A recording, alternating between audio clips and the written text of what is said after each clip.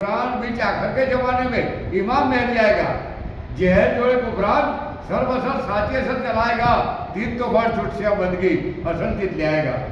जो जीवन मस्ताने एम कहू है, जीवन मस्ताने आरो हुक्म पर हुक्म बेहुक्म ठहराएगा। परमधाम ने जવાનો हुक्म कोना हाथમાં છે? રાજ્યના હાથમાં છે, પ્રાણનાથજીના હાથમાં છે।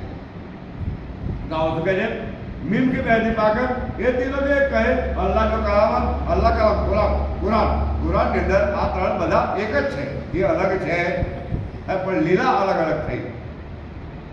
लीला यानी शू कहे जब गया वर्ष 11 આવ્યા એની ઉપરની વાતો ચાલે છે। દેવચંદ્રના કેટલા વર્ષ થયા? 11 વર્ષ।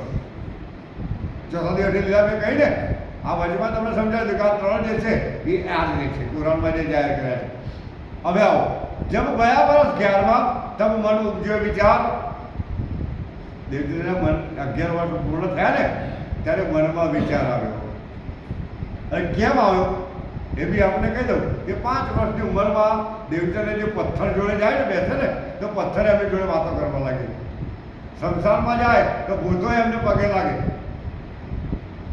5 વર્ષનું બાળક અને હવે એને વિચાર શક્તિ કેટલી હોય?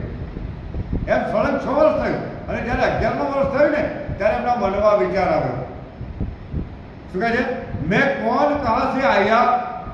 બસ આ ત્રણ મુદ્દા આપણે જોવાના સુંદર આ ત્રણ મુદ્દા જે પામી ગયો ને એને પછી વિતકની આગળ વાણીમાં એને વધારે સમય નહીં લાગે। કેમ? પહેલો પ્રશ્ન કયો? પહેલા તો હું કોણ? હું નામ આ શરીર નહીં, હું નામ આત્મા, હું નામ આત્મા।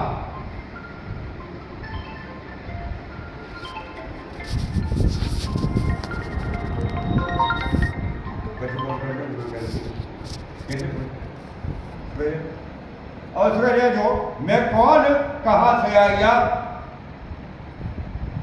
હું કોણ છું અને ક્યાંથી આવ્યો છું। આ બે આ થાય ને કે પહેલાં તો હું કોણ આની ઓળખાણી થઈ જાય ને સાહેબ, હું મતલબ આત્માની ઓળખાણી થાય તો બીજો પ્રશ્ન બોલે ક્યાંથી આવ્યો, હે ને? અને ક્યાંથી આવ્યો ત્યારે ઓળખાઈ જાય કે ભાઈ આ જે દુનિયા જે આ સંસાર જે છે ને એ મારું ઘર નથી, મારું ઘર તો પરમ ધામ છે, है ना? मैं कौन कहाँ से आया, कहाँ से आया जो जवाब दे जाए, है ना? ત્યારે મનમાં વિચાર એક આવી જાય કે કહાં મેળો પડતા, હું કોણ છું, ક્યાંથી આવ્યો અને મારો પરમાત્મા કોણ છે।